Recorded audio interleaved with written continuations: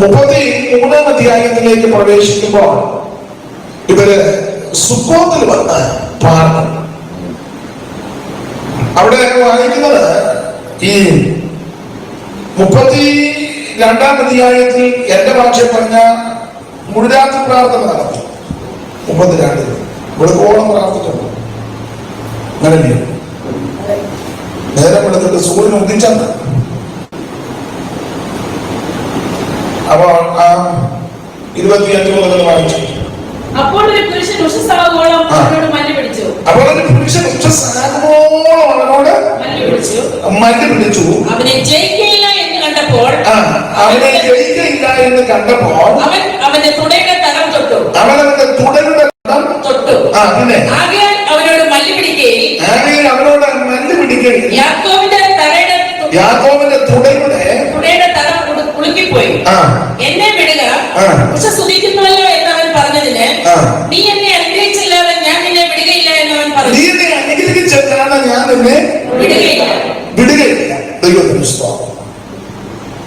അപ്പോൾ ഈ വിഷയം നൂതനമായിട്ട് പല്ലുവിടുന്നത് ചിലർക്ക് ഭാഗം വായിക്കുമ്പോൾ അയ്യോ ബുദ്ധി നടന്നു കാണാതെയോ അല്ല. ആ ഭാഗത്തെ പറ്റി ഹോശിയ പറഞ്ഞിരിക്കുന്നത് പ്രാർത്ഥിച്ചത് ദൈവത്തോടെ കാര്യം അപേക്ഷിച്ചിട്ടുണ്ട്. ഹോശിയ പ്രവചനം 12-ാം അധ്യായത്തിന്റെ 4-ാമത്തെ വാക്യം എന്ന് വായിച്ചു. അവൻ ദൂതനോട് പൊരുതി ജയിച്ചു. അവൻ കരഞ്ഞവനോട് അപേക്ഷിച്ചു. അപ്പോ ഈ സംഭവം ദൈവസന്നിധിയിൽ കരഞ്ഞ് പ്രാർത്ഥിക്കുക. അതാണ് 32-ാം അധ്യായം. അപ്പോൾ 32-ാം അധ്യായത്തിൽ ദൈവസന്നിധിയിൽ കരഞ്ഞ് പ്രാർത്ഥിച്ച് ദൈവിക വിടുതലിന് വേണ്ടി അപേക്ഷിച്ചു. രാത്രി മുഴുവൻ പ്രാർത്ഥിച്ചു. രാത്രി മുഴുവൻ പോരാടി. നേരം എടുത്തിട്ട് പ്രാർത്ഥന നിർത്താഞ്ഞത് കൊണ്ടാണ് ഇവന്റെ തുടരുടെ തടമൊന്ന് തൊട്ടു. പേര് ചോദിച്ചു, പേര് പറഞ്ഞു. പ്രാർത്ഥന അറിയാം. ഇസ്രായേൽ എന്ന് ഇനി നിന്നെ വിളിക്കും. അനുഗ്രഹമെല്ലാം പ്രാപിച്ച് മുടിജാതി പ്രാർത്ഥന കഴിഞ്ഞ് അക്കരെ കയറിയപ്പോ ഈ ചിലരുടെ സ്വഭാവം എല്ലാവരുടെയും ചിലരുടെ വെള്ളിയാഴ്ച പ്രാർത്ഥന കൊണ്ടൊന്നും മാറുന്നില്ല. മുടിജാതി പ്രാർത്ഥന കൊണ്ട് മാറുന്നില്ല. ആഴ്ചയിൽ ഒരു ദിവസം കഞ്ഞിയും വെള്ളം കുടിക്കാതിരുന്നുകൊണ്ട് മാറുന്നില്ല. സഭായത്തിന് താമസിച്ചു വന്നാലും മാറുക, നേരത്തെ വന്നാലും മാറുക. ഇനി മറുവശം ഇതെല്ലാം ഇതിനൊന്നും വരുന്നില്ലെന്നല്ല ചിന്ത. ആ ചിന്തകര് ഭരിക്കരുത്. വേറെ പുസ്തകം മൊത്തം വായിച്ചാലും സ്വഭാവത്തിന് ചിലരുണ്ട്, എല്ലാവരുടെയും ചിലരുണ്ട്. സിയോനിലെ പാട്ട് മുഴുവൻ കാണാതെ പഠിച്ചാലും സ്വഭാവത്തിന് മാറ്റം വരികയില്ല ചിലർക്ക്.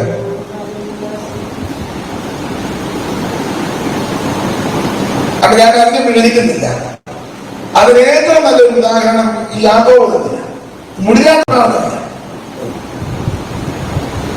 രാത്രി മുഴുവൻ പ്രാർത്ഥിച്ചു. അങ്ങനെ കയറിയപ്പോൾ അറിവ് കിട്ടി. ഏശാവ് 400 പേരെ കൂടി വരും. 33 വായിച്ചു. അനന്തരം യാക്കോബ് തലപൊക്കി നോക്കി. ഏശാവും അവരോട് കൂടെ 400 ആളും വരുന്നത് കണ്ടു. ഏശാവും അവനോട് കൂടെ 400 ആളും വരുന്നത് കണ്ടു. 400 ആളും വരുന്നത് കണ്ടു. തലപൊക്കി നോക്കിയപ്പോ ഏശാവ് 400 പേരും വരും.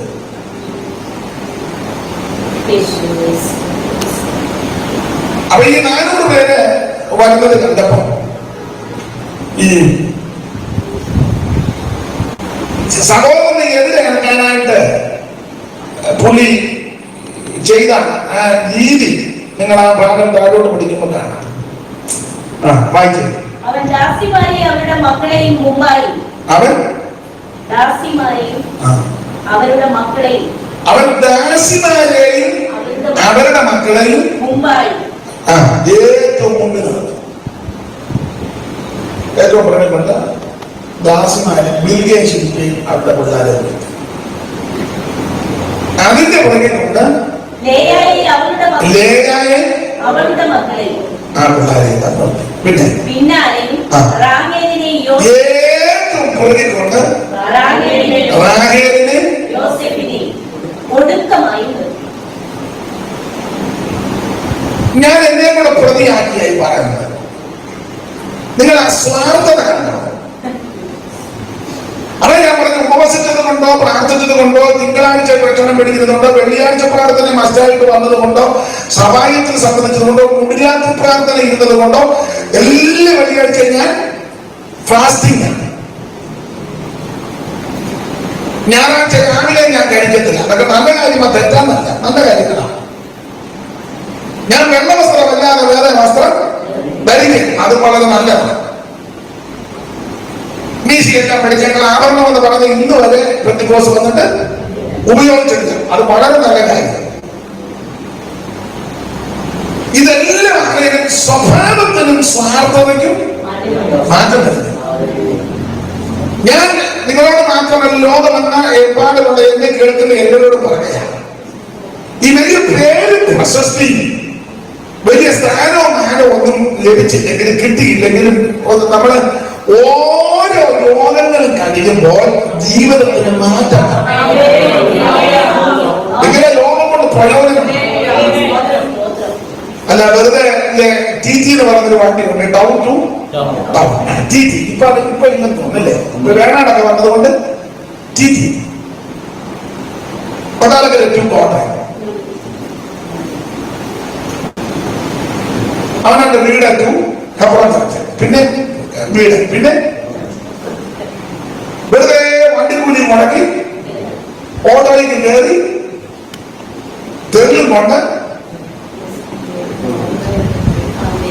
യോഗത്തിന് പലരിടത്ത് നിങ്ങളുടെ ദൈവമേ മഴയെ പിടിച്ചു പറഞ്ഞ അങ്ങനെ പിന്നെ അത് എന്നോട് എന്റെ ബോധം കാണിക്കും. ഞാൻ പുള്ളിയെ കൂടെ നിർബന്ധിച്ച് കൊണ്ടുവന്നു. അന്നിങ്ങനെ പുള്ളി കൊണ്ടത് വേണ്ട കണ്ട കുറ്റമല്ലി പറഞ്ഞത്.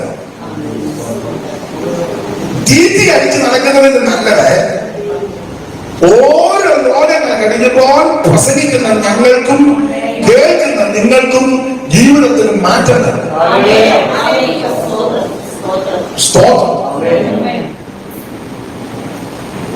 ടിവിന്റെ മുന്നിൽ നിന്ന് പ്രസംഗം കേട്ടു, അത് കഴിഞ്ഞ സീരിയൽ കാണുക.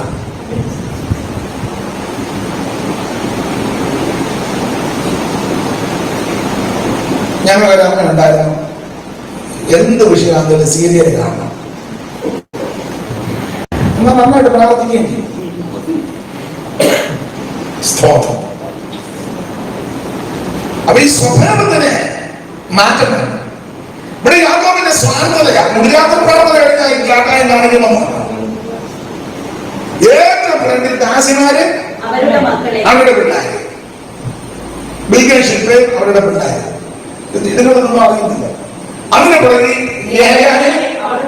അത്ര ശോഭയുള്ള കാണാനില്ല. ഇവിടെ പറഞ്ഞു, നിങ്ങളല്ല ഇവിടെ നിൽക്കാനാണ് ദൈവാത്മാവും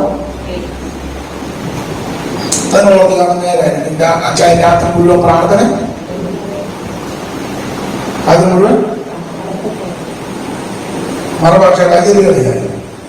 രാവിലെ കാണിച്ചതിങ്ങനെയാണ്. ഏറ്റവും പുറകെ കൊണ്ട്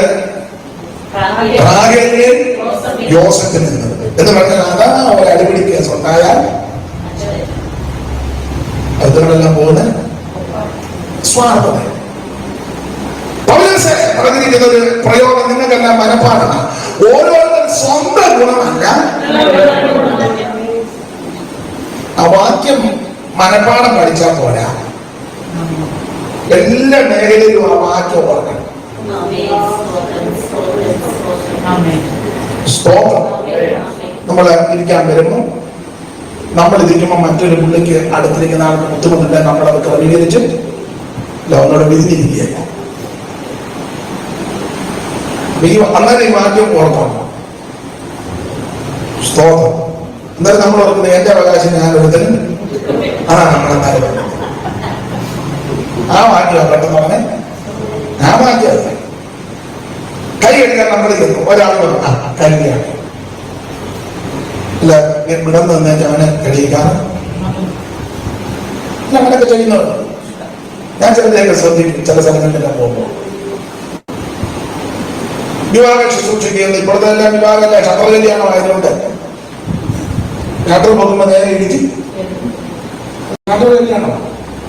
അപ്പം പ്രായമുള്ളവരും നടക്കാനാവതില്ലാത്തവരൊക്കെ കാണും. അപ്പൊ അവരെ കൂടെ നിങ്ങളൊന്ന് പിടിച്ച് കയറ്റി ഒന്ന് ഇരുത്തി അതൊക്കെ ചെയ്യണം.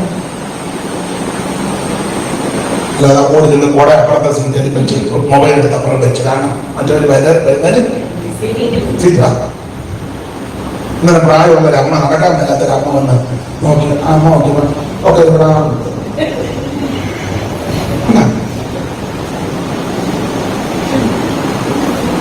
ഓരോരുത്തരും സ്വന്തം ഗുണമല്ല.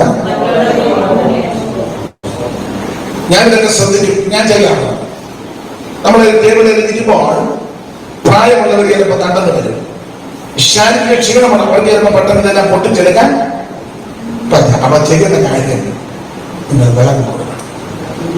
അവർക്ക് എല്ലാം കൂടെ വിളമ്പിട്ട് ചോദിക്കണം, അമ്മ ചെയ്തതല്ലേ കൂടെ വെക്കണ്ടേ. അവർക്ക് ചിലപ്പോൾ പ്രായമുള്ളവർ അല്ല, അപരാധിക്കുന്നതിന് മുന്നേ നിങ്ങളെല്ലാം കൂടെ എടുത്ത് വെച്ച് ഇത്തും മുഖം നോക്കി വെച്ച് അത് കണ്ടേ പിടിക്കി അനങ്ങാതിരിക്കുക.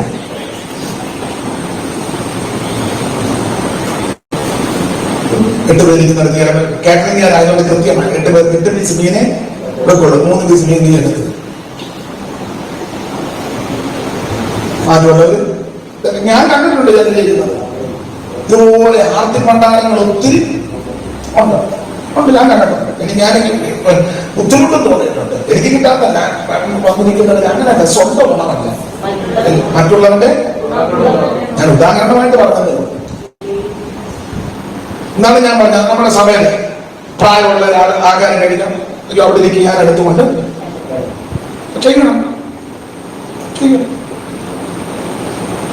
മാസ്റ്റേഴ്സ് ഗസ്റ്റ് ആയിട്ട് വരുന്നവർ നമ്മുടെ മാസ്റ്റേഴ്സിനൊക്കെ ഉണ്ട്. അവർ കഴിക്കുന്നവരാണ് പാസ്റ്റോടിക്ക് കൊണ്ടുതരാം. അതിന് മിണ്ടായിരുന്നില്ലേ?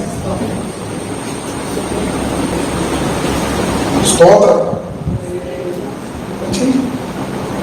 ഞാൻ ഉദാഹരണങ്ങളും കൂടെ പറയുന്നത്. പാസ്റ്റോട് ഇരുന്നാണ്ട് ഞാൻ കൊണ്ട് അല്ല അപ്പച്ചനോട് ഇരുന്നാണ്ട് കഴിച്ച പാത്രം മേടിച്ചൊന്ന് കഴുകി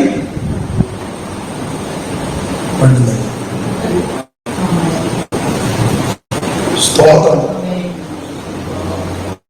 ഓരോരുത്തരും സ്വന്തം ഗുണമല്ല മറ്റുള്ളവന്റെ ഗുണഗുണം. നിങ്ങളുടെ ഗുണമെല്ലാം പോകുന്നതായിട്ട് കാണുന്നു. അതുകൊണ്ട് ആ ഭാഗം ഞാൻ ഇനി പറയുന്നില്ല.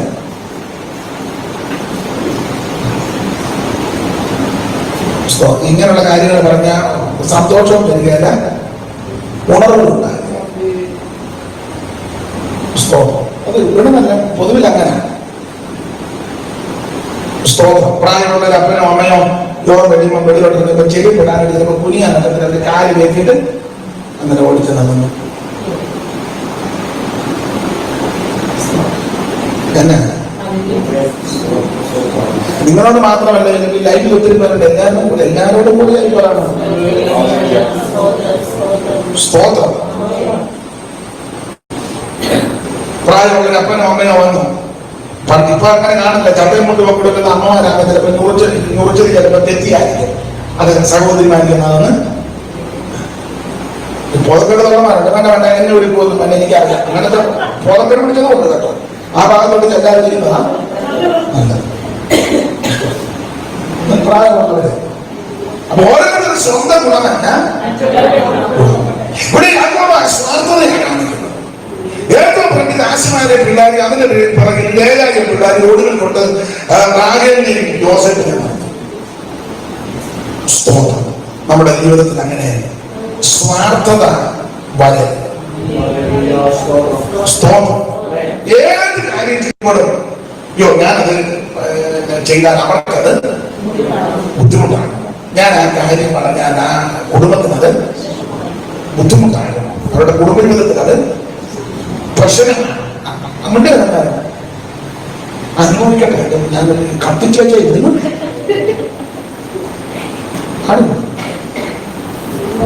ഞാൻ കുറെ നാളായിട്ട് ഇങ്ങനെ ഉന്നം പിടിച്ച് നമ്മളൊരു വാക്ക് പറയുമ്പോൾ, നമ്മളൊരു കാര്യം ചെയ്യുമ്പോൾ അത് മറ്റൊരു വ്യക്തിക്ക് ബുദ്ധിമുട്ടോ പ്രയാസമാണെങ്കിൽ മൗനം ദീക്ഷിച്ചോ. സ്തോത്രം. പണ്ട് സ്ഥലമൊന്നും പറഞ്ഞൊരു പള്ളിയിലെ കമ്മിറ്റിയുടെ വലിയ പ്രശ്നം നടക്കുകയാണ്. സമുദായ പള്ളിയാണ്, വളരെ പരിചയമാണ്. അതിൽ നമുക്ക് വേണ്ടപ്പെട്ട അച്ഛനെ പരിചയക്കാരന് പുള്ളി നമ്മുടെ പള്ളിയിൽ നിന്നിട്ട് ഇറങ്ങി വരിക. അവൻ ചോദിച്ചു, അച്ഛനെ ഞാൻ വീട്ടിൽ പോവാം.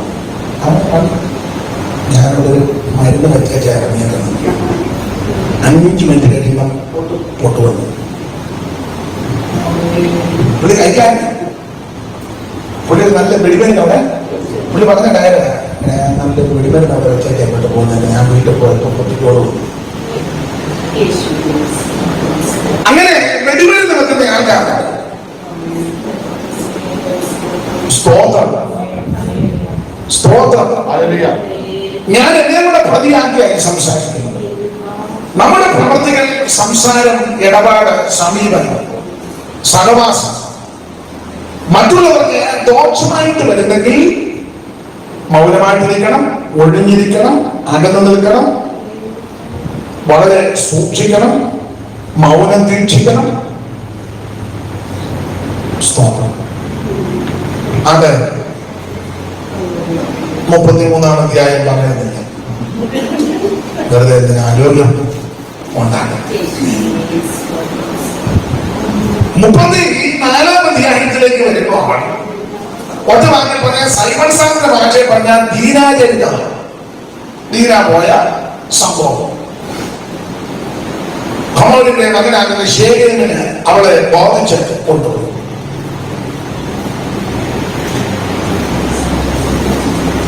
ദീന നാട് കാണാൻ പോയതാണ്. പക്ഷേ നാട്ടിലെ ഒരു ആഘോഷമാണ്, ആഘോഷത്തിന് പോയതാണ്. വേറെ പഠിതാക്കൾ പറഞ്ഞ ആഘോഷത്തിന് പോയതല്ല, ഇവളും ആഘോഷിക്കാൻ പോയതാണ്. പറഞ്ഞ ആടാൻ പോയതാണ്. പെൺകുട്ടികളും ആൺകുട്ടികളുമുള്ള മാതാപിതാക്കൾ എന്നെ ശ്രദ്ധിക്കണം. രക്ഷിക്കപ്പെട്ട് സ്നാനപ്പെട്ട് ആത്മകഥകളെ പ്രാപിച്ച് തിരുമേശ് കിടക്കുന്ന പെന്തിക്കോസ്കാര് കൊച്ചു പെൺപിള്ളാരെ ഡാൻസ് പഠിപ്പിക്കാൻ വിടരുത്. കുച്ചിപ്പുള്ളിക്കും ഭരതനാട്യത്തിനും വിടരുത്. അങ്ങനെ അതിനോട് ബന്ധപ്പെട്ട പലതുണ്ടല്ലോ. സ്തോത്രം പാടും. പിള്ളേർക്ക് അറിയത്തില്ല. പിള്ളേർ ചിലപ്പോ പറയും, അയ്യോ മിസ് പറഞ്ഞ് നീ അത് കൊടുത്തൊരുങ്ങി നിന്ന ക്ലാസ്സിൽ ഏറ്റവും മെച്ചം പറഞ്ഞ അത് കുഞ്ഞിലേ അവിടെ പറഞ്ഞ്. സ്തോത്രം. ആടാനും ആ വിധത്തിലുള്ള ആട്ടത്തിനും ചാട്ടത്തിനും ഒന്ന് പിള്ളേരെ കണ്ണെഴുതി പോട്ടുമൊക്കെ തൊട്ട്. ഞാൻ കണ്ടില്ല, കണ്ടവരെന്നോട് പറഞ്ഞതാ. അത് പിന്നീട് അറിഞ്ഞ പരമാർത്ഥമാണ്. പെന്തിക്കോസിൽ ഒരു പാസ്റ്ററുടെ മകളെ കളരിപ്പയറ്റ് പഠിപ്പിച്ചു. അതിന്റെ അരങ്ങേറ്റം അവളെ ചുരുക്കി.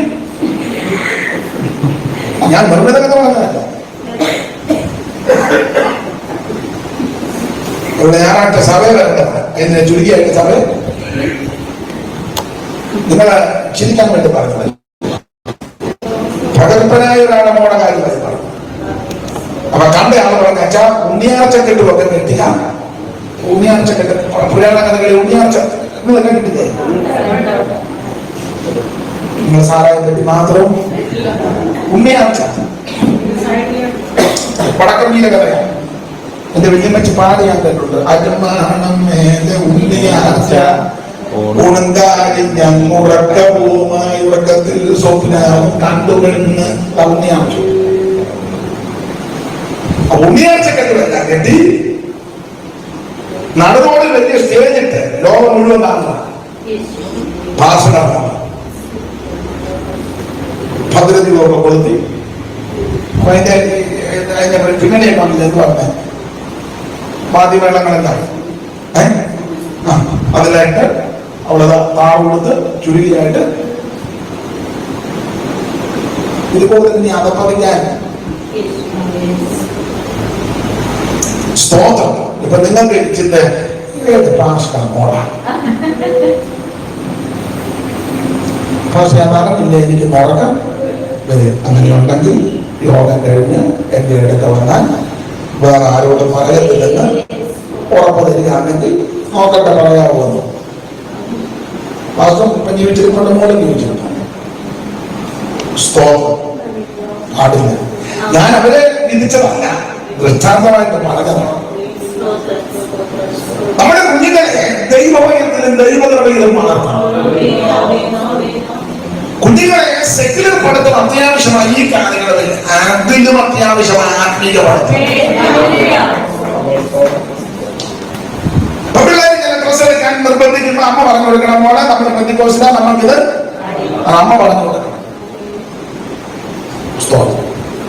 ആൺകുട്ടികൾ പറഞ്ഞപോലെ ചില ഡ്രസ് യോഗ്യമല്ലാത്തത് വരിക്കും അപ്പനെ നമ്മൾ പെന്തിക്കോസിലായത്. നിന്റെ അപ്പൻ സഭയിലെ വാക്യം വായിച്ചു കൊടുക്കുന്നയാളാ, പാട്ട് പാടുന്നയാളാ, പ്രാർത്ഥിക്കുന്നയാളാ. നിന്റെ അമ്മ വാക്യം വായിച്ചു കൊടുക്കുന്നയാളാ, പാടുന്നയാളാ, പ്രാർത്ഥിക്കുന്നയാളാ. ഇല്ല നിന്റെ അപ്പൻ പാസ്റ്ററാണ്, നിന്റെ വലിയപ്പൻ പാസ്റ്റർ, നമ്മുടെ സുശേഷവേലക്കാരാ. ചിലപ്പോ പിള്ളേരുടെ മുഖമൊക്കെ ആകുമ്പോൾ പാടും വീർക്കും. അതിപ്പോഴത്തെ ഉള്ളൂ. നീ കണ്ടടിച്ച് വിട്ടാൽ പിന്നെ ആയുസ് മുഴുവൻ നിന്റെ മുഖമാണ്.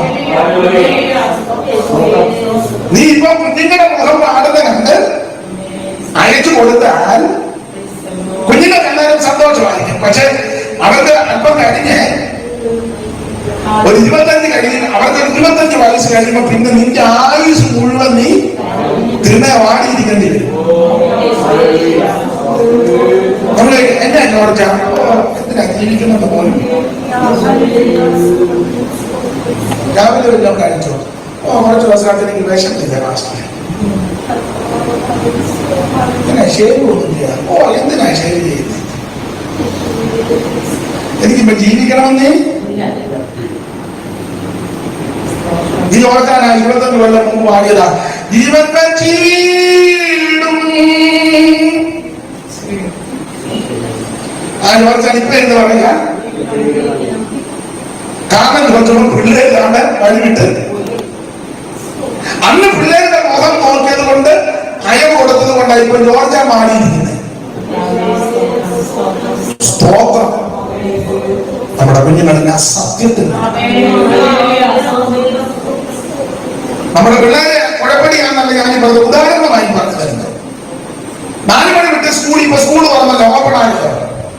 സ്കൂൾ വിട്ട് വരുമ്പോൾ നമ്മൾ മേടിച്ചു കൊടുക്കാത്ത നമ്മുടെ അളവിൽപ്പെടാത്ത ഒരു പെൻസിലോ തൂക്കുറവറോ ഒരു സ്കെയിലോ കോമ്പസോ എന്തെങ്കിലും വേണ്ട ചോദിക്കണം, ഇത് എവിടെ നിന്നാണ് ചോദിക്കണം. അവൻ ചിലപ്പോ അവള് പറയുന്നത് കൂട്ടുകാരുടെ, ഏത് കൂട്ടുകാരുടെ, ആ കൂട്ടുകാരുടെ നമ്പർ ഇല്ല, വീട്ടിലെ നമ്പർ വിളിച്ചു ചോദിക്കട്ടെ, ക്ലിയറാണ്. ചിലപ്പോ തൂക്കുറവാണ്. ഇന്ന് നീ കണ്ണുമായിട്ട് ചെയ്താൽ നാളെ അവൻ കോമ്പസുമായിട്ട് വരും. പിറ്റേന്നാണ് അവന്റെ ബോക്സ് മോട്ടിച്ചോണ്ട് വരും. അതിന് പിറ്റേന്ന് ടീച്ചറുടെ പേഴ്സ് പഠിച്ചോണ്ട് അങ്ങനെ അല്ല ഒറ്റ രീതിക്ക് സെക്രട്ടറിയേറ്റ് മോട്ടിക്കാണോ? അല്ല, തൂക്കുറവല്ല വളർന്നത്. സ്തോത്രം. ഒടുവിൽ പിന്നെ അപ്പനും അമ്മയും ഭൂതപ്പുരയുടെ അവിടെ പോയി നിൽക്കേണ്ടി വരും. ചെറിയ വീഴ്ച കൂടെ തോന്നിക്കാൻ പോകും. മനസ്സിലായി? ആർക്കും വരാതിരിക്കട്ടെ, ഒരു കുടുംബത്തിൽ പോലും ദോഷം വരാതിരിക്കട്ടെ. ഞാൻ മുന്നേ കാര്യങ്ങളുണ്ട്. സ്തോത്രം. അപ്പൊ ശാസിക്കണം, ശിക്ഷിക്കണം. ശാസിച്ച പോലെ ശാസിച്ച് അമർത്തണം. സ്തോത്രം. ഞാൻ മാതാപിതാക്കളോട് പറഞ്ഞു, കുഞ്ഞുങ്ങളെ എപ്പോഴും അധികം ചെയ്യും. ചുമ്മാ കൊച്ചുങ്ങളെ കടന്ന് ആക്കാം, കൊച്ചുങ്ങളെ പേടിക്കും. തല്ലരുതല്ല, തല്ലേണ്ട സമയത്ത് തല്ലണം, ന്യായിക്കേണ്ട സമയത്ത് ന്യായിക്കണം, ശിക്ഷിക്കേണ്ട സമയത്ത് ശിക്ഷിക്കണം. സ്തോത്രം. സ്തോത്രം. ഞാന് ചില കാര്യങ്ങൾ എന്റെ ജീവിതാനുഭവത്തിൽ നിന്നൊക്കെ പറയാറുണ്ട്. എന്റെ വലിയമ്മച്ചി ഇപ്പോഴും ഉണ്ട്. എന്റെ ഫാദർ അവര് 3 അംഗങ്ങളാണ്. വലിയമ്മച്ചി കഴിഞ്ഞ ദിവസം ഞാൻ ചിലപ്പോൾ സംസാരിച്ചു, അതിനു മുമ്പ് സംസാരിച്ചപ്പോൾ പുള്ളിക്കാരി പറയും, എന്റെ ആൺപിള്ളാരെ 3 പേരെ ഞാൻ ഈർക്കയിൽ പോലും ഒരു കഴിച്ചിട്ടില്ല. അടിക്കേണ്ടതായിട്ട് വന്നില്ല. അടിക്കരുതെന്നല്ല, അടിക്കേണ്ട കാര്യങ്ങളൊന്നും അവരുടെ ഭാഗത്ത് നിന്ന് വന്നിരുന്ന അമ്മച്ചി പറഞ്ഞു അടിച്ചിട്ട്. പക്ഷെ അവര് എന്റെ ഭാവം പാപ്പന്മാര് മരിക്കുന്നത് വരെ അവര് കുടുംബമായിട്ട് എന്തെങ്കിലും കാര്യങ്ങള് തീരുമാനിക്കാന്ന് അമ്മയായിട്ട് എന്തെങ്കിലും തീരുമാനിക്കും. ഞങ്ങളുടെ അമ്മയൊക്കെ ഭാഗം ഉണ്ടാക്കും. മരിക്കുക ഉപ്പാവന്റെ 60 ഉപ്പാവന്റെ ഭാര്യ അവര് ശ്രദ്ധിക്കത്തേ ഇല്ല. അപ്പനില്ലാതെ വളർത്തിയാണ് അമ്മ പറയുന്നത് പോലെ പോകുന്നു നല്ല പറഞ്ഞത്. പക്ഷേ അതുപോലെ എന്റെ ഉപ്പാവിനെ ഞാൻ അടുത്ത സമയത്താണ് മരിക്കുന്നത് വരെ ഇളയ ഉപ്പാവിന്റെ എന്നും ഞാനെന്നെ വെച്ചിട്ടുണ്ട്. എന്നും നടന്നു വരാനുള്ള ദൂരമുള്ളൂ. എന്നും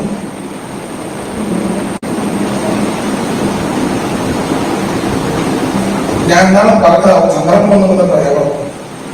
ബുദ്ധിമുട്ടല്ലേ, ദാരിദ്ര്യത്തിലുള്ള കാലമാണ്. അപ്പൊ ചിലപ്പം വൈകിട്ട് കഞ്ഞി അത്താഴം വെച്ച് കഴിയുമ്പം ചില ദിവസങ്ങളിൽ നേരം വിളക്കുമ്പം രാവിലത്തേക്ക് ചിലപ്പോൾ ഒന്ന് കണ്ടെന്ന് വരികയാണ്.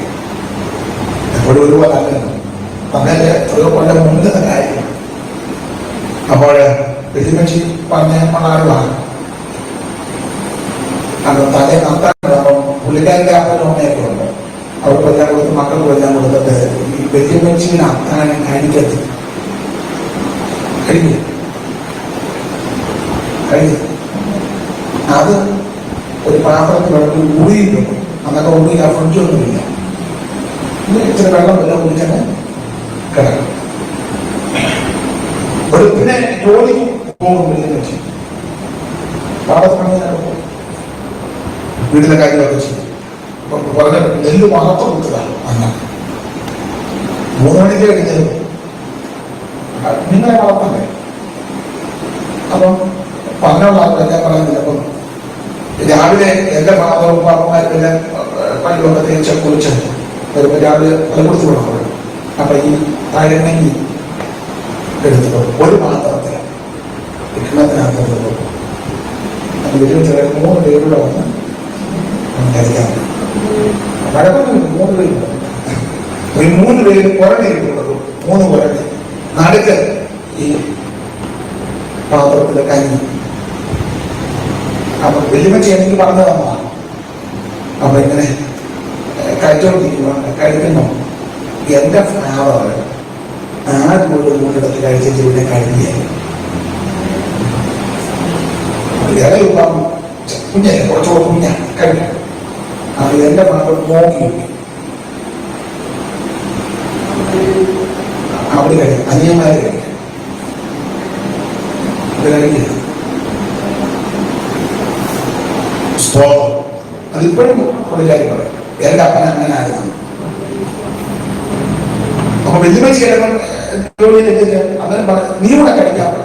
അവന് കഴിക്കാം. അതെ, മരണം വരെ അങ്ങനെയായിരുന്നു. അവര് 3 പേര് മരണം വരെ. എന്റെ അപ്പനും പാപ്പന്മാരും വരെ അവർ 3 പേര് മരണം വരെ. അത് കണ്ട ഞാൻ എന്റെ വീട്ടിൽ വളർന്നത്. അവിടെ ഞാനിപ്പോഴും അങ്ങനെ എന്തെങ്കിലും സാധനം ഇവിടെ എനിക്ക് ആർക്കും കൊടുത്തില്ല, എനിക്ക് അറിഞ്ഞില്ല. എപ്പോഴത് പൂർണ്ണമായിട്ട് ഒക്കുന്നുണ്ടോ എന്നുള്ള ചിന്താഭാരമുണ്ട്. ചിലപ്പം കുറ്റക്കാരനായ അതുകൊണ്ടുള്ള കാര്യങ്ങൾ ഞാൻ പറയാം. ഒരു ദോഷവും വരുന്നത്, ഒരു ദോഷവും വരുന്നത്. സ്തോത്രം.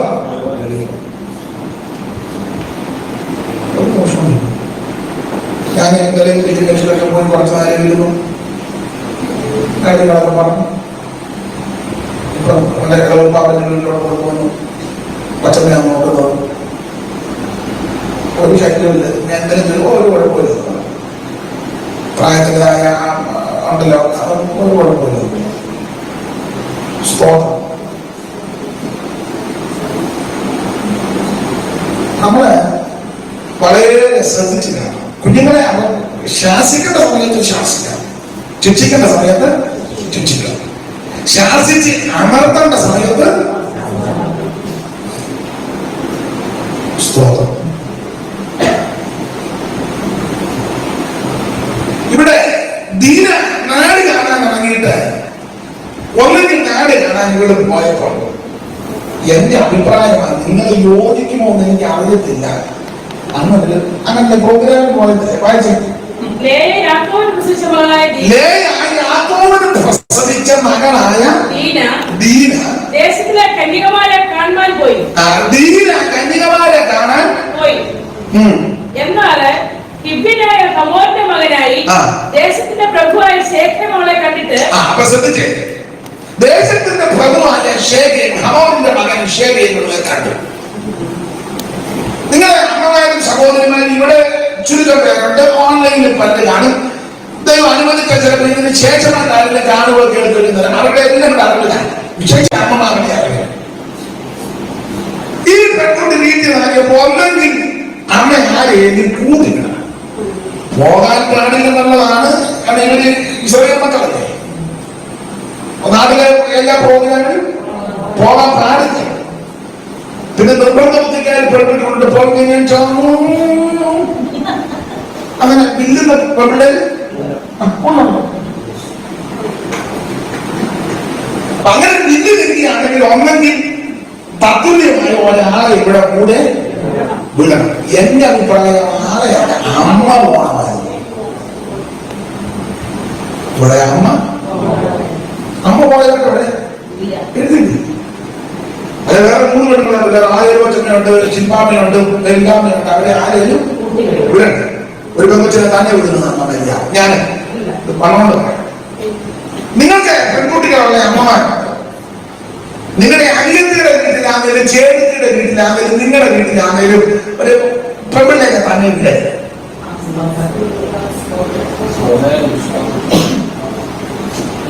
അവർക്ക് ഓണാതെ കിട്ടുന്നു. കൊച്ചിനെ ഇങ്ങോട്ടെന്ന് ചേട്ടത്തി അനിയത്തി ചിലപ്പോ ഒരു അപ്പന്റെ അമ്മയുടെ മക്കളാ. ചേട്ടത്തിയുടെ ഭർത്താവോ അനിയത്തിയുടെ ഭർത്താവോ മനുഷ്യനല്ലേ.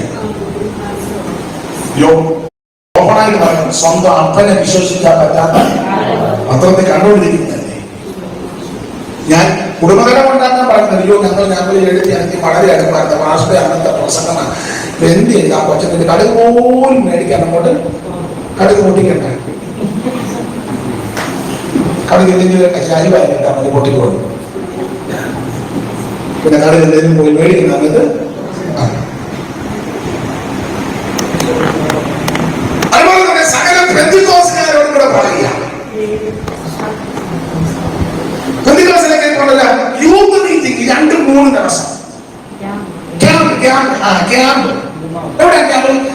ചരലക്കുന്നേരെ ക്യാമ്പ്, ചരലക്കുന്നേരെ. നിങ്ങളുടെ ക്യാമ്പ്, ഞങ്ങളുടെ ക്യാമ്പ് അവിടെ വാഗമണില്ലേ. നിങ്ങളുടെ സഭയുടെ ക്യാമ്പ് എവിടെ? ഞങ്ങളുടെ സഭയുടെ ക്യാമ്പ് ഈ പ്രാവശ്യം ഊട്ടി വെക്കാത്ത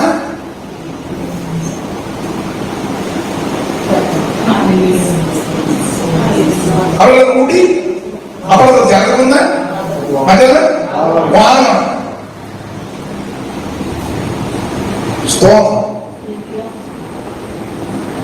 നിങ്ങളുടെ ക്യാമ്പ്, നിങ്ങളുടെ സഭയുടെ ക്യാമ്പ്. ഞങ്ങളുടെ സഭയുടെ ക്യാമ്പ് ഞങ്ങൾ ബീച്ച് നടത്താൻ പിള്ളേരുടെ ക്യാമ്പാണ് താല്പര്യം. ഏത് ബീച്ച്?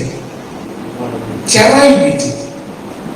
ചെറായി നമുക്ക് കുറച്ച് ആളുകളില്ല, പെട്ടെന്ന് ഓടി ചെല്ലുകയില്ല. ആലപ്പുഴയാണ് നമുക്ക് പെട്ടെന്ന് 1 മണിക്കൂർ കൊണ്ട്. അതിൽ ഈ പിള്ളേരും ചില ആൾക്കാർ തന്ത്രം എന്നൊക്കെ അവിടെ കൊച്ചിനെ വിടും. അമ്മയും കൂടെ അവിടെ അവർക്ക് നല്ല താരം തോന്നാം. അവർക്ക് അവിടെ വീട്ടുകാരുടെ ചെറിയ അങ്ങനെ വിടുന്ന 2 ദിവസത്തേക്കൊക്കെ അവിടെ വരുന്നവരുടെ പാസ്റ്ററും ഫാമിലിയുണ്ട്. പാർവതിയെടുത്ത് പറയാതിരിക്കുന്നതാ.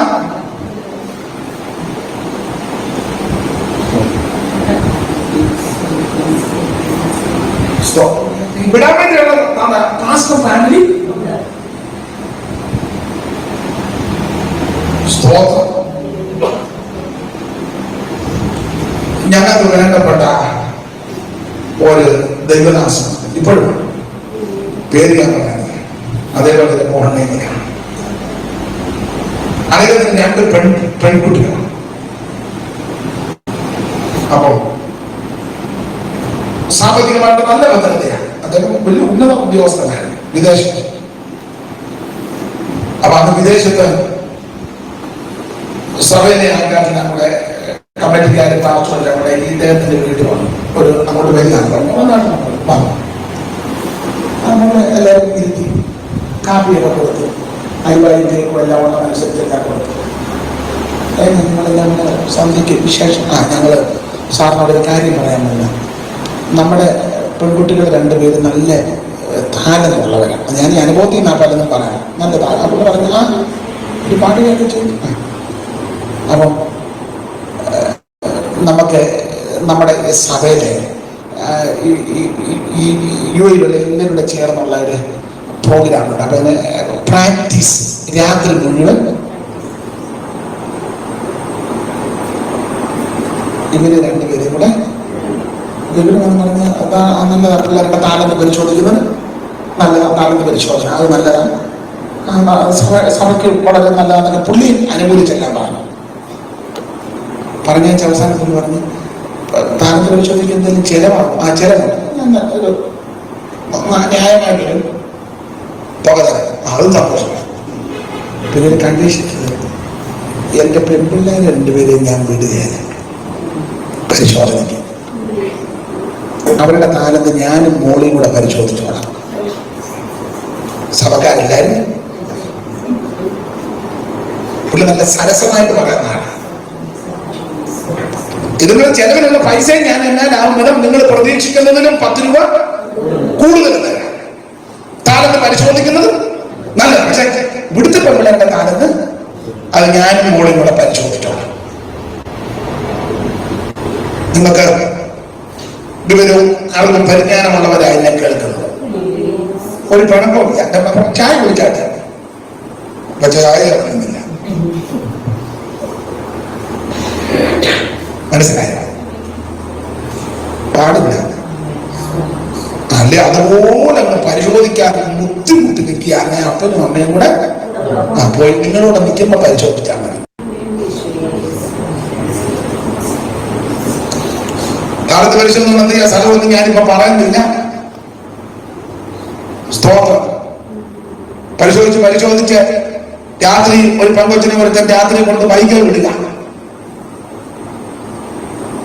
ഇനി ബാക്കി ഞാനിപ്പോ പറയുന്നില്ല, കാരണം എന്തിനാ വെറുതെ. വല്ലാത്ത കാലം, അതുകൊണ്ടായി പറഞ്ഞത്. വല്ലാത്ത ലോകവും വല്ലാത്ത കാലമാണ്. അപ്പൊ ഈ ദീനായി വീട്ടിൽ നിന്ന് ഇറങ്ങിയപ്പോ ഒന്നെങ്കിൽ തത്തുല്യമായ ആരെയും വിടണമെങ്കിൽ അമ്മ ഒന്ന്. അതുകൊണ്ട് പെൺപിള്ളേർ ഞാൻ ആരോഗ്യത്തിനൊന്നും പറഞ്ഞതല്ല കേട്ടോ. നിങ്ങൾ ഈ യോഗം കഴിഞ്ഞ അവസാനം അരിശം കയറി പോവുകയും ചെയ്യരുത്. സ്തോത്രം. വല്ലാത്ത കാലമാണ്.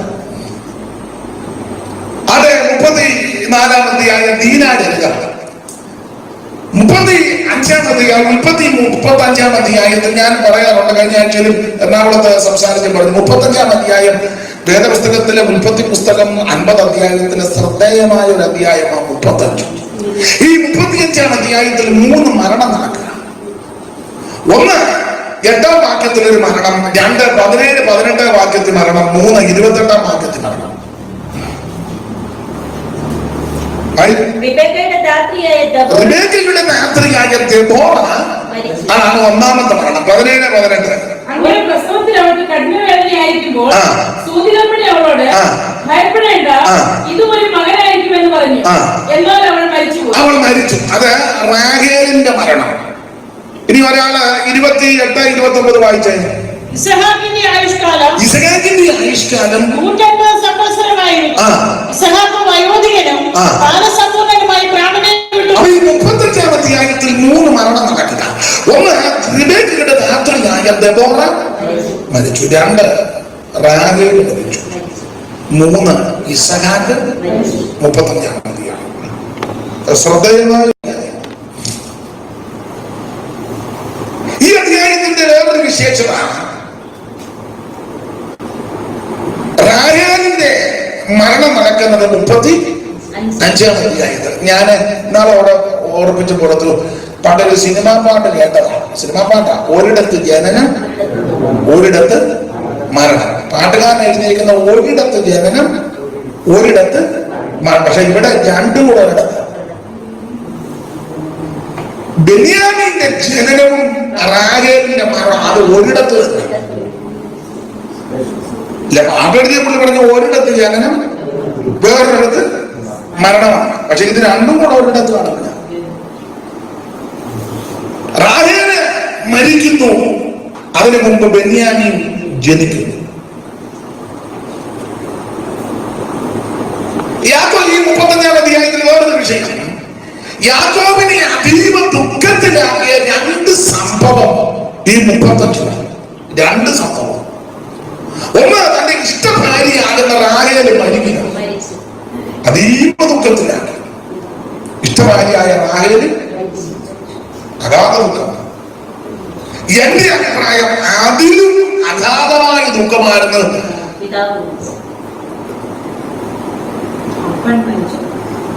നിങ്ങൾ തോക്കിനകത്ത് കയറി പിടിക്കുന്നു.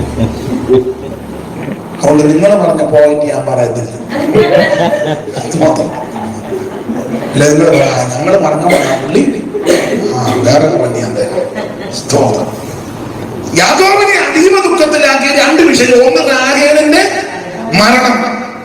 രണ്ട്, തന്റെ മൂത്ത മകൻ രൂബേന്റെ ആഗമ്യഗമനം. അപ്പം മരിച്ചത് അതീവ ദുഃഖമില്ല, ദുഃഖമില്ലെന്നല്ല, അഗാധമായ ദുഃഖം. പക്ഷെ റാഹേലിന്റെ മരണം അഗാധമായ ദുഃഖം. അതിലും വലിയ ദുഃഖമാണ് രൂബേന്റെ വഴികൊട്ടുള്ള ജീവിതം. സ്തോത്രം. രൂപൻ ഈ സമയത്തേക്കാൾ 20 വയസ്സെന്നാ വേദപഠിതാക്കൾ പറയുന്നത്. 20 വയസ്സ്. ഈ കൂടാരമല്ല അപ്പൻ ഈ രൂപേനെ ഏൽപ്പിച്ചു പോയത്. നീ മൂത്ത മോനല്ലേ, നീ വേണമെല്ലാം നോക്കി നടത്താം. അവനാ കിട്ടിയ സമയം കൊണ്ട് വഴിവിട്ടുള്ള ജീവിതം. ആ ജീവിതത്തിന്റെ ഒരു പ്രത്യേക പദം ഇവൻ രഹസ്യമായി ചെയ്ത വിഷയം. പക്ഷെ അവിടെ വായിക്കുന്ന ഇസ്രായേൽ മുഴുവനും കേട്ടെന്ന് 22-ാമത്തെ വാക്യത്തിന്റെ ഒടുവിലത്തെ പദം ഇസ്രായേൽ അത് കേട്ടു. ഇവൻ രഹസ്യമായി ചെയ്തതാ, പക്ഷെ മുഴുവൻ ആൾക്കാരും കേട്ടു. അത് യാക്കോബിനെ ആകാതെ ദുഃഖത്തിലാണ്. സ്തോത്രം. ഭാര്യ മരിച്ചത് പിന്നെയും സഹിക്കാം, അപ്പം മരിച്ചതും സഹിക്കാം. ഇത് പിടിച്ചു കുലിക്കിയ വിഷയമാണ്. സ്തോത്രം. അതിനാണ് ജ്യേഷ്ഠാവകാശം ലഭിക്കേണ്ടവന്. സ്തോത്രം. അപ്പൊ അവനെ പിടിച്ചു കുലുക്കി. അതുകൊണ്ട് ആ മരണാസന്നനായി കിടന്ന് യാക്കോബ് തന്റെ പിള്ളേരെയെല്ലാം നമ്മുടെ ഭാവികാലം സംബന്ധിച്ച് അനുഗ്രഹിച്ചു വരുന്ന കൂട്ടത്തിൽ ഭാവി സംബന്ധിച്ച് പറയുമ്പോൾ രൂപനെ നീ ശ്രേഷ്ഠനാകത്തില്ലെന്ന് പറഞ്ഞു. നീ വെള്ളം പോലെ കുടുംബം നിനക്ക് സ്ഥിരതയുള്ളവനല്ല. യാതൊരു സ്ഥിരത ഈ വെള്ളം പോലെ കുടുംബം എന്ന് പറഞ്ഞാൽ നിന്നെ വിശ്വസിച്ചൊരു കാര്യം ഏൽപ്പിക്കാൻ കൊള്ളില്ല. അങ്ങനെയുള്ള ആൾക്കാരുണ്ട്, വിശ്വസിച്ചൊരു കാര്യം ഏൽപ്പിക്കാൻ പറ്റുന്നു. എന്നാൽ ചിലരെ നമ്മൾ സാധിക്കും പള്ളി കണ്ടിട്ടാൽ തരും, പള്ളി കണ്ടിക്കണോ മതി പറഞ്ഞു. ചിലതൊരു കാര്യം ഏൽപ്പിച്ചാൽ നമ്മൾ പിന്നെ ടെൻഷൻ എടുക്കുകയെ. അല്ലെ ചെന്നൈ നമ്മളൊരു കാര്യം ഏൽപ്പിച്ചാൽ കൂടെ നമ്മൾ വിളിച്ചു വെക്കണം. എങ്ങനായി അവര് ആയിക്കൊണ്ടിരിക്കുക. ചിലപ്പോ നടക്കാതിരിക്കാനും സാധ്യത. എന്നാൽ ചിലരെ നമ്മളൊരു കാര്യം എങ്ങനെ മിണ്ടാതിരിക്കാൻ ശരിയായിട്ട് ഞങ്ങൾ ഒരാളുണ്ട്. അപ്പൊ അമ്മയുടെ മോൻ എന്നോട് പറഞ്ഞതാണ്, നമ്മുടെ അമ്മച്ചിയുടെ ഒരു കാര്യം ഏൽപ്പിച്ചാൽ അമ്മച്ചി ഏറ്റാൽ നമ്മൾ പിന്നെ ടെൻഷൻ എടുക്കുക. അത് പ്രധാനമന്ത്രിയെ കണ്ടാന്നൊരു അമ്മ കാര്യം. എന്നാൽ ചിലര് യാതൊരു സ്ഥിരതയുള്ളവരല്ല. അവർക്ക് എങ്ങനെ അവരുടെ ജീവിതം തന്നെ എങ്ങനെയാണെന്നൊരു സ്ഥിരത. ചിലപ്പെടാ മരുന്നെടുത്ത് വെച്ച് അങ്ങനെ നമുക്ക് ജീവിക്കാൻ പറ്റുമോ? നമുക്ക് ലക്ഷ്യമില്ലേ? വിശ്വാസത്തിന്റെ നായകനും പൂർത്തി വരുത്തുന്നവനുമായ യേശു. നമുക്കൊരു ലാക്കില്ലേ? ലാക്കം. ശുശ്രൂഷയെ പറ്റി നമുക്കൊരു ലാക്കം, ജീവിതത്തെ പറ്റി നമുക്കൊരു ലാക്കം, നമ്മുടെ ജീവിതാവസാനത്തെ പറ്റി ഒരു ലാക്കം. ലക്ഷ്യമില്ലാത്തവർ രക്ഷപ്പെടുക. പിന്നെ എന്റെ ലക്ഷ്യം ഇതാണെന്ന് എപ്പോഴും വിളിച്ചു പോകുന്ന നടക്കുക. അതിന്റെ ഇതാണ് എന്റെ ലക്ഷ്യം, ഇതാണ് എന്റെ സ്തോത്രം. അവൻ രൂപൻ രഹസ്യത്തിൽ ചെയ്ത വിഷയം ഇസ്രായേലെല്ലാം അത് കേട്ടു. പിന്നെ ഈ 32-ാം അധ്യായത്തിന്റെ ഒടുവിൽ ഇസഹാക്ക് മരിക്കുമ്പം ഇസഹാക്കിന് 2 പിള്ളേരും ചേർന്ന് അപ്പനെ അടക്കി. അപ്പൊ ഈ അബ്രഹാം, ഇസഹാക്ക്, യാക്കോബ്, ഈ 3 പിതാക്കന്മാരിൽ ആയുസ് കൂടുതൽ ഇസഹാക്കിന്. അബ്രഹാമിന് 175, യോസേഫിന് 110, യാക്കോബിന് 147, പക്ഷെ ഇസഹാക്കിന് 180. ഇസഹാക്ക് വയോധികനും കാലസമ്പൂർണമായിട്ട് ആ പ്രാണനെ വിട്ട് അടുത്തത് തന്റെ ജനത്തോട് ചേർന്നു. അവന്റെ പുത്രന്മാരായ യേശാവ് യാക്കോബും കൂടെ എന്ത് നല്ല അടക്ക ശുശ്രൂഷ. ആകെ 2 ആൺപിള്ളേരും കൂടെ ചേർന്ന് അപ്പനെ. അത് വലിയ ഭാഗ്യമാണ്. ചിലയിടത്ത് അപ്പന്റെ അമ്മയുടെ അടക്കത്തിന് പിള്ളേര് ഉടക്കി നിൽക്കുക. ചിലത് വരും, ചിലത് വരിക ഇല്ല. ചിലത് വന്നാൽ ഒരു കാര്യത്തിന് യാതൊരു ചില പിന്നെ പെന്തിക്കോസിൽ പോയി കഴിഞ്ഞാൽ പിന്നെ അപ്പനും അമ്മ മറ്റേ ഏരിയയിലോട്ട് പോലും നമ്മൾ അപ്പന്റെ അടക്കം അപ്പോ ജാതികളാണ്.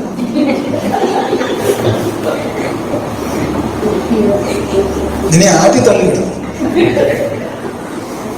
ഞാൻ അനുഭവത്തിൽ നിന്നാണ് പറഞ്ഞത്. ഞാൻ ചോദിച്ചു പോകുന്നില്ലാണത്. അവര് ധ്യാനിക്കുന്നു. കണ്ടില്ല, നിന്നെ എനിപ്പിച്ച് അപ്പനല്ലേ അല്ലേ? നമ്മളെ പറഞ്ഞു കൊടുത്ത പോലെ ഞാൻ പോയത് പോരാട്ടം പഠിക്കുന്നു. അടക്കത്തിൽ പോയാൽ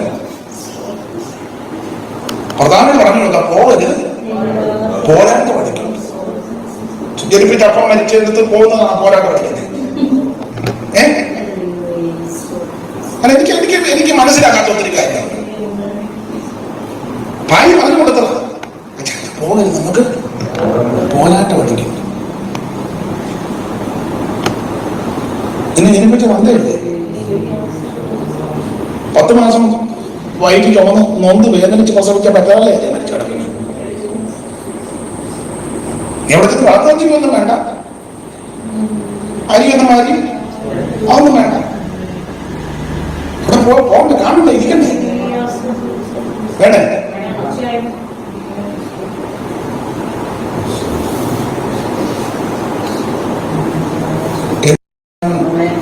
മഴ പിടിച്ചതുകൊണ്ടാണോ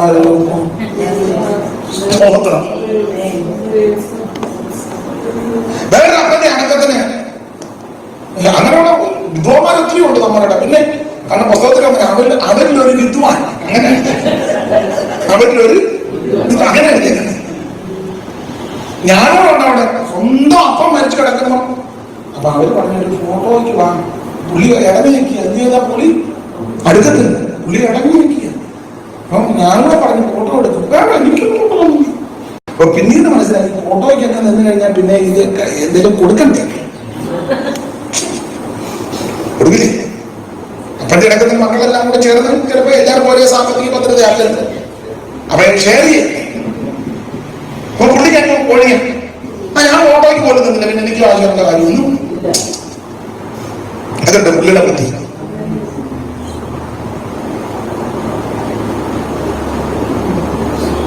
സ്തോത്രം. വേറൊരു കത്തുകാരുടെ ഡെഡ് ബോഡി അങ്ങോട്ട് എടുത്തോളെ മോനും മരുമാനോട് ഇരുന്നതാണ് ശരിക്കും വ്യാപാരം കഴിക്കുന്നത്. കുരുമാടത്തോടെ വരെ പോയില്ല, ഞാൻ കണ്ടോണ്ടില്ല. ഡെഡ് ബോഡി ആ ഓഡിറ്റോറിയത്തിൽ നടത്തുന്ന വളവ് തിരിഞ്ഞപ്പം ഇവരുടെ ഇല വെട്ടിയിട്ട് ഭക്ഷണം കഴിക്കുന്നത് നല്ലെന്റെ വാദം. അത് തെറ്റാണെന്ന് ഞാൻ പറയുന്നത്, എന്നാലും ഉണ്ടല്ലോ.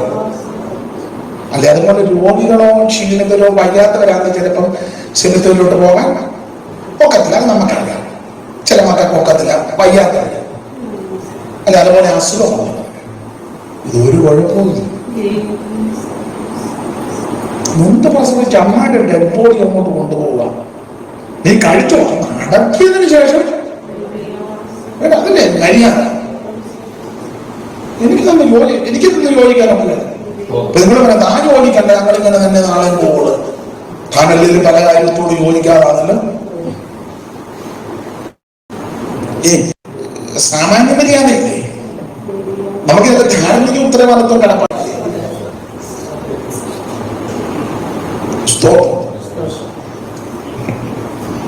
മാതാപിതാക്കളെ മരിച്ചിട്ട് സഭയാണ്.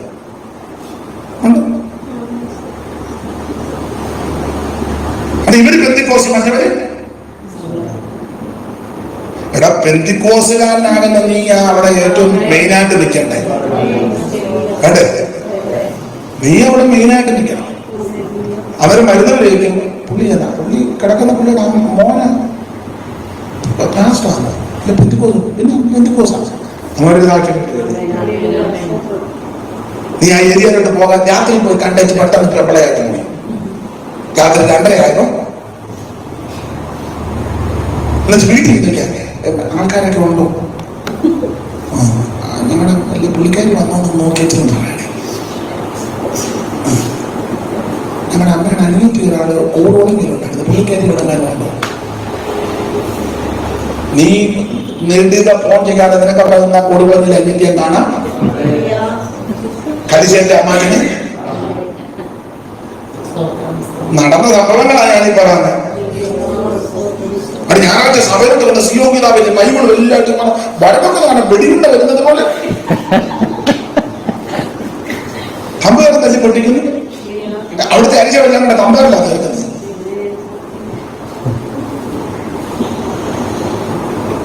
ഇവിടെ ഇസഹാക്ക് മരിച്ചപ്പോൾ എന്ത് മാതൃകാപരമാണ്.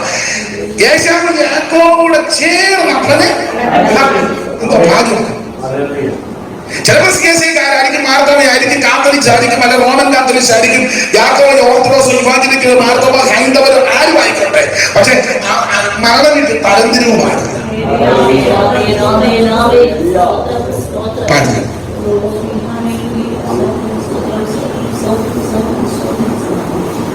ഇപ്പൊ നമ്മൾ അങ്ങോട്ട് CSIക്കാർ പാട്ട് പാടാം. നമ്മളോട് ചേർന്ന് പാടാൻ അറിയാവുന്ന പാട്ടാണ്. നമ്മളവിടെ കുശുക്കും കുഞ്ഞായ്മയുള്ളതൊക്കെ നടക്കുന്ന കാര്യമാണ്. പാടില്ല. നമ്മൾ അങ്ങോട്ട് ചെന്നപ്പോ അവര് പാടിക്കൊണ്ടിരിക്കുക.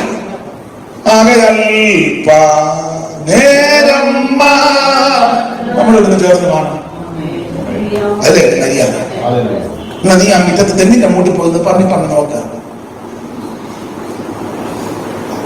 എന്നിട്ട് അവര് പാടി തീർന്ന് കഴിയുമ്പോൾ വന്നിട്ട് എന്റെ ദൈവത്താൽ അതാണ് അന്നേരം പാടുന്നത്. ആ മെഴുകുന്ന നിന്റെ മോക്കത് കൊടുത്തുകയാണ്.